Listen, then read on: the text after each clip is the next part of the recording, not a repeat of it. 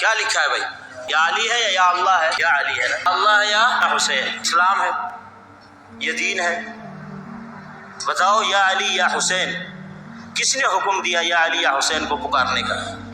اللہ کی طرف سے کہیں حکم ہے؟ محمد رسول اللہ صلی اللہ علیہ وسلم کی طرف سے کہیں حکم ہے؟ خود علی رضی اللہ تعالیٰ عنہ نے کبھی حکم دیا کہ مجھے پکارو؟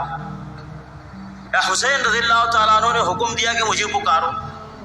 تو پھر کس راستے پہ جا رہے ہیں؟ بسم اللہ الرحمن الرحیم۔ یضل بہ کثیرا ویہدی بہ کثیرا، آمنت باللہ صدق اللہ مولانا العظیم وصدق رسولہ النبی الکریم الامین۔ کیوں کرنا میرے دل میں ہو الفت رسول کی، جنت میں لے کے جائے گی چاہت رسول کی۔ پوچھیں جو دین و ایمان نقیرین قبر میں، اس وقت میرے لب پہ ہو مدحت رسول کی۔ سامعین و ناظرین، مدینہ المنورہ مدینہ بنا تو میرے اور آپ کے پیارے حبیب علیہ السلام کے قدم مبارک لگنے سے مدینہ بنا۔ اس پیارے سے شہر کے اندر لوگ محبت بانٹنے کے لیے جاتے ہیں، لوگ وہاں پر حضور علیہ السلام کی بارگاہ میں اپنی عقیدتوں کا نذرانہ پیش کرنے کے لیے جاتے ہیں۔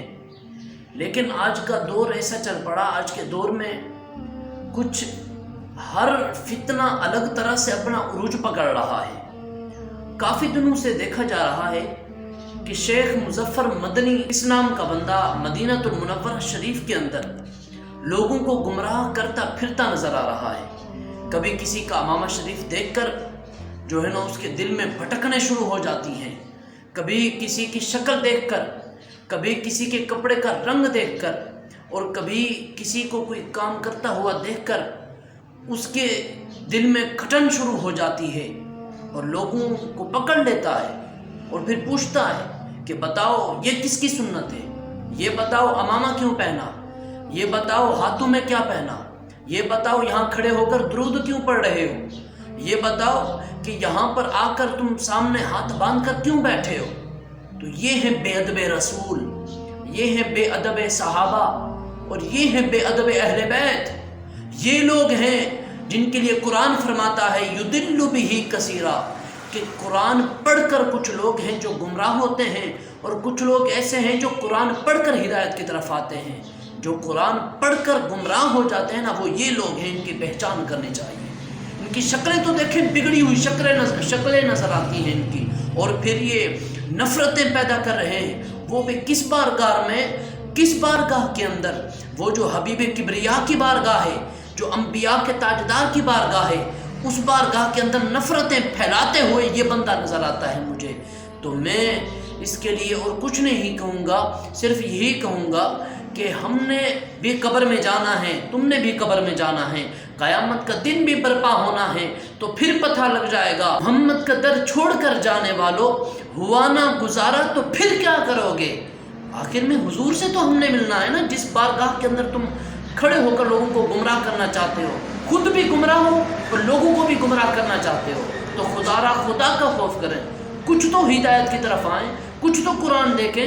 اور یہ ان کا عقیدہ کیا ہے؟ یہ خود کو کہلاتے ہیں اہل حدیث۔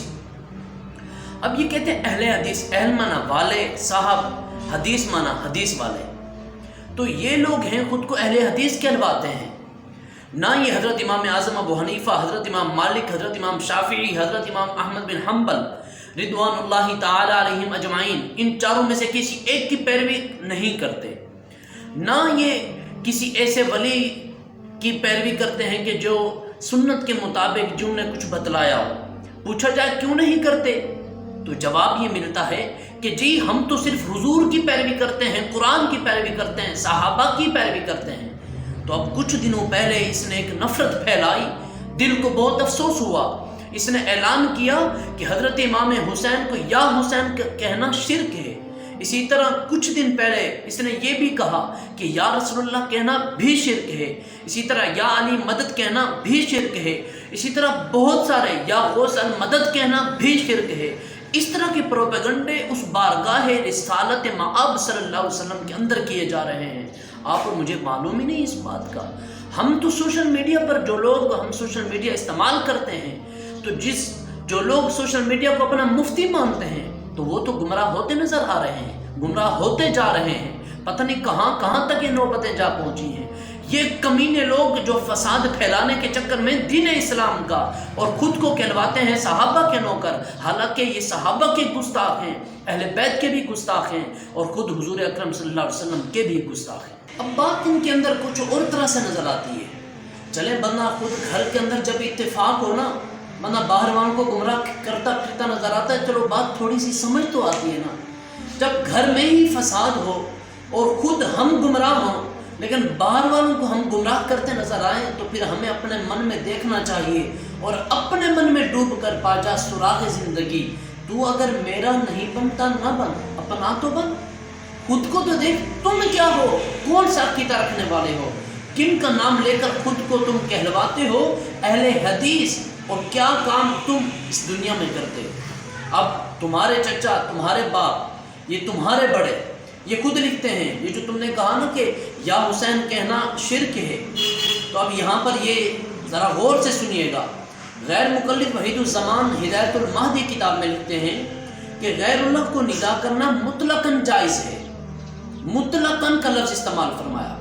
اب پھر آگے رسول اللہ صلی اللہ علیہ وسلم یا حضرت علی کو یا کسی ولی کو یہ خیال کر کے ندا کرے کہ ان کی سماعت عامت الناس کی سماعت سے افضل ہے تو شرک نہیں۔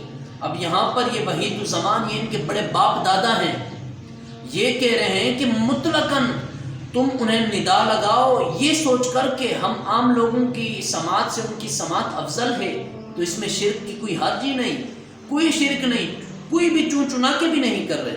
آگے والا قول پڑھیں، خود ان کے باپ چچا نواب صادق خان صاحب، ان کا موقف آپ دیکھیں، اور وہ خود غیر اللہ سے مدد مانگتے ہیں۔ کیسے مدد مانگتے ہیں سنیے گا، قبلہ دین مدد ہے، کعبہ ایمان مدد ہے، ابن قیم مدد ہے، قاضی شوکان مدد ہے۔ اب یہ نفع تیم میں انہوں نے یہ مدد مانگی ہے، کیا کعبہ ای مدد ہے، اور آگے قبلہ دی مدد ہے، ابن قیم مدد ہے، قاضی شوکان مدد ہے۔ آگے جائیں، حاجی امداد اللہ مہاجر مکی کہتے ہیں کہ جہاز امت کا حق نے کر دیا ہے آپ کے ہاتھوں، تم اب چاہے دباؤ یا تراؤ یا رسول اللہ صلی اللہ علیہ وسلم۔ یہ اب آگے دیوبند کے بانی مفت مولوی قاسم نانوتوی، وہ لکھتے ہیں کہ مدد کر اے کرم احمدی کر تیرے سوا، نہیں ہے قاسم بے کس کا کوئی حامی کار۔ یہ کیا کہہ رہے ہیں مولوی قاسم نانوتوی؟ یہ کہہ رہے ہیں یا رسول اللہ آپ کے علاوہ میرا کوئی حامی بھی نہیں ہے، میرا کوئی بندہ ہی نہیں ہے آپ کے علاوہ، یا رسول اللہ اگر میرے مددگار ہیں تو آپ ہیں۔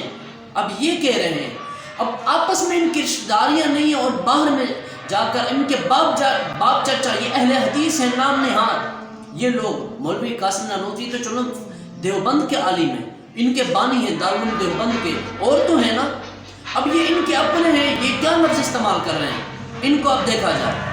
اب ان کے جو برخلاف ہیں، جس طرح کہ اس مظفر مدنی نے جو خود کو مدنی کہلواتا ہے، مدینہ شریف کے رہنے والا، اس نے جو اپنی طرف سے فتوے جھاڑتا ہے، لوگوں کو گمراہ کرتا ہے، اب اسی پر جو ان کے ہیں باپ چاچا، ان کے وہ فتوے اب پڑھتے ہیں ہم۔ یہ کہتے ہیں کہ غیر مقلد ثناء اللہ مرتصری یا تسری فاضل دارالعلوم دیوبند ہے، یہ کہتے ہیں غیر اللہ سے مدد مانگنا شرک ہے۔ اب دوسرے نام نہاد اہل حدیث محمد بن جمیل یہ لکھتے ہیں کہ صوفیہ اللہ کے علاوہ نبیوں، ولیوں، زندوں اور مردوں کو پکارتے ہیں، وہ کہتے ہیں کہ اے جیلانی، اے رفاعی، یا حسین، یا علی، یا رسول اللہ صلی اللہ علیہ وسلم مدد کیجیے، یا رسول اللہ آپ ہی پر بھروسہ ہے، جبکہ اللہ تعالیٰ نے دوسرے کو پکارنے سے منع کرتا ہے اور اسے شرک مانتا ہے۔ مصیبتوں کے نزول کے وقت صوفیہ غیر اللہ کی طرف رجوع کرتے ہیں، اور زمانہ جاہلیت کے اندر مشرکین بھی نزول مصیبت کے وقت یہی کام کیا کرتے تھے۔ الصوفیہ فی میزان الکتاب والسنہ، اس کے اندر انہوں نے لکھا ہے۔ ابھی انہوں نے بہت بڑی بات کی کہ نزول مصیبت کے وقت غیر اللہ کو پکارنا، اب غیر اللہ سے مراد ان کو کوئی پتہ نہیں ہے، غیر اللہ تو وہ ہیں کہ جنہیں اللہ نے طاقت دی، اللہ کے ولی وہ ہیں۔ خود قرآن میں بار بار اللہ تبارک فرما رہا ہے کہ انشاءاللہ آگے بیان کریں گے۔ اب یہ مدد پر شرک اکبر، شرک کے فتوے لگاتے ہیں۔ اب دیکھیں ہم بولنے میں مدد کے محتاج ہیں، اگر ہماری زبان نہ ہو تو ہم بول سکتے ہیں؟ نہیں بول سکتے۔ ہمارے کان نہ ہوں، آلہ سماعت نہ ہو، ہم سن سکتے ہیں؟ نہیں سن سکتے۔ ہم کو شے پکڑنی ہو، ہاتھ نہ ہو ہمارے پاس، پکڑ سکتے ہیں؟ نہیں پکڑ سکتے۔ ہمارے چلنے کے لیے پاؤں نہ ہو تو چل سکتے ہیں؟ نہیں چل سکتے۔ اب ہمیں ایک ایک شے پر مدد کی ضرورت پڑ رہی ہے، اور اسی مدد پر یہ لوگ جو ہے نا خود کو اہل حدیث کہلوانے والے شرک اکبر اور شرک کے فتوے جھاڑ رہے ہیں۔ انہیں اتنی بھی شرم نہیں آتی؟ چلے تم اپنے گریبان میں تو دیکھ لو کہ تمہارے لوگ کیا کہہ رہے ہیں۔ اب اسی طرح قیامت کے میدان کے اندر لوگ بھاڑے تڑیں گے، تو حدیثیں ہیں، اس کا کرے گا تم تو اہل حدیث کہلواتے ہو۔ اس میدان کے اندر جو قیامت کا میدان ہوگا، لوگ حضرت آدم علیہ السلام کے پاس، نوح علیہ السلام کے پاس، حضرت ابراہیم علیہ السلام کے پاس آتے آتے آتے حضور علیہ السلام کی بارگاہ میں آ جائیں گے، اور حضور فرمائیں گے انا لہا، میں تو اسی شفاعت کے لیے حاضر ہوں۔ تو اس وقت آدم علیہ السلام کہیں گے آگے جاؤ آگے جاؤ، دوڑتے پھریں گے حضور علیہ السلام کو ڈھونڈتے پھریں گے۔ تو اس بھاگنے سے بہتر ہے آج ہی ہم جو ہے نا بھاگیں، اور آج ہی ہم سیدھا راستہ جو اختیار کریں، بجائے لوگوں کو گمراہ کرنے کے چکر میں ہم لگے ہوئے ہیں۔ میرا آپ سے سوال ہے، یہ بتائیں کہ قیامت کا میدان کیوں مقرر ہوا؟ قیامت کیوں مقرر ہوئی؟ اگر مدد پر آپ کہتے ہیں شرک ہے، ان چیزوں پر شرک ہے، تو قیامت کیوں مقرر ہوئی؟ تو جواب یہ ملے گا حساب کتاب کے لیے۔ نانا، حساب کے لیے قیامت مقرر نہیں ہوئی۔ اللہ تو علیم بذات الصدور ہے، وہ تو علیم خبیر ہے۔ وہ چاہے تو دنیا میں ہی جب انسان جاتا ہے قبر کے اندر، کسی کو جنت دے دے، دوزخ دے دے، جو چاہے، جو فیصلے وہ کرنا چاہتا ہے، جو فیصلے وہ کرنا چاہتا ہے وہ کر لے۔ وہ تو علیم خبیر ہے، وہ تو ایسی ذات ہے، ان اللہ علی کل شیء قدیر ہے، ہر ذات پر قادر ہے، ہر شے پر وہ قادر ہے، ایسی ذات۔ تو پھر کیا ضرورت تھی کہ قیامت قائم ہوتی؟ جواب یہ ہے کہ ایک رحمت والی آواز آتی ہے کہ قیامت اس وجہ سے مقرر ہے کہ ہم نے حضور علیہ السلام کا وہ مقام محمود لواء الحمد کا وہ جھنڈا اٹھانا بھی دکھانا ہے۔ ہم نے پل صراط پر اپنے پیارے محبوب کا لوگوں کے ساتھ مدد کرنے والا وہ منظر بھی دکھانا ہے۔ یہ تو شانیں کیا شانیں ہیں، وہ تو شانیں قیامت کے میدان میں دکھائی جائیں گی، اس وجہ سے قیامت کو مقرر کیا گیا۔ اب یہ باتیں خدا را اپنے گریبان میں جھانکیں، لوگوں کو گمراہ کرنے کے چکر میں نہ پھریں۔ انشاءاللہ قرآن و حدیث کے مطابق انشاءاللہ ان کے رد اور دلیلوں کے ساتھ انشاءاللہ اس کمینے ٹولے کی جو ہے نا رد کیا جائے، ان کا بہترین۔ آپ تمام احباب سے میری مؤدبانہ گزارش ہے، ہماری اس ویڈیو کلپ کو جو ہے نا جتنا ہو سکے وائرل کریں۔ اللہ تبارک و تعالی ہمیں صراط مستقیم پر چلنے کی توفیق عطا فرمائے۔ عرش حق ہے مسند رفعت رسول اللہ کی، دیکھنی ہے حشر میں عزت رسول اللہ کی۔ تجھ سے اور جنت سے کیا مطلب، اے وہابی دور ہو، ہم رسول اللہ کے، جنت رسول اللہ کی۔